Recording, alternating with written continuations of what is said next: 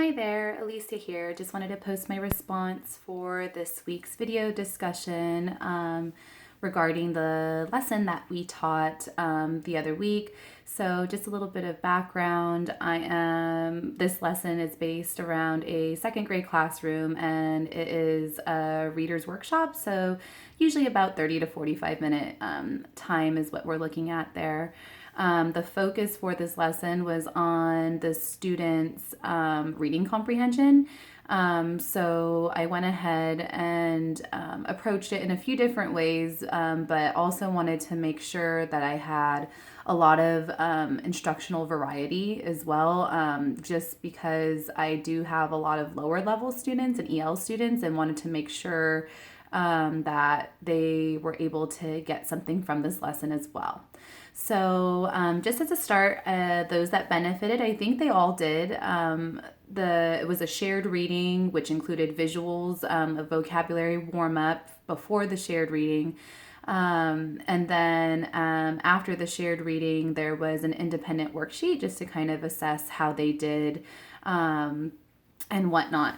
So I think they all benefited, but especially the ELs and the lower level students. I think that posting photos about segregation, different articles, MLK, Ruby Bridges, Brown versus Brown of Education, posting things like that around the room prior to giving students formal definitions of things. I think that was beneficial because when those students then saw the formal definitions and it still didn't make sense to them, they were able to refer back to that visual that they saw, like, oh, okay, that's what segregation is. This is what separate but equal means, and whatever and whatnot.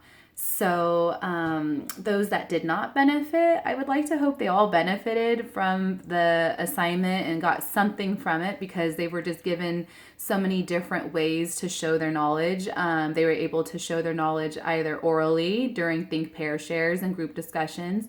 They were able to share their knowledge written, on their independent practice. And they were also able to show their knowledge and comprehension of the book through illustration as well. So I think by using all three of those components in the instruction, that they were able to have many opportunities to show their knowledge of the concept that they comprehended the book on Nelson Mandela.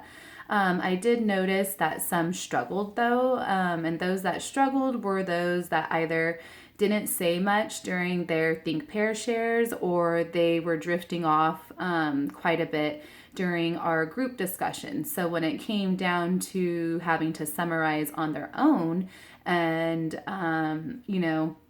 write down what they comprehended from the story, they kind of struggled a bit because they weren't paying attention or listening when they were getting advice and tips on what they should be doing. That's not a surprise. It usually happens, but I found that those were the ones that struggled in the lesson. So what would I do differently next time? I would probably break it into two different lessons because it was a bit rushed. With the whole visuals and the warm-up of the vocabulary, I've never quite done that before, and they actually got really into it, and I didn't think it was going to take that long. So I think next time what I would do is I would do that vocabulary warm-up with the visuals. That was still great. I think they got a lot out of that.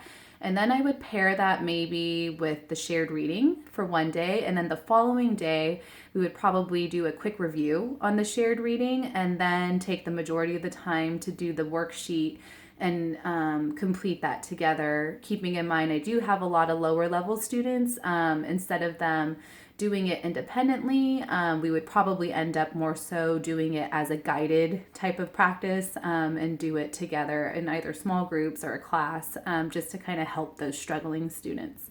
So thank you for listening. Any advice and tips would be greatly appreciated. Have a good one.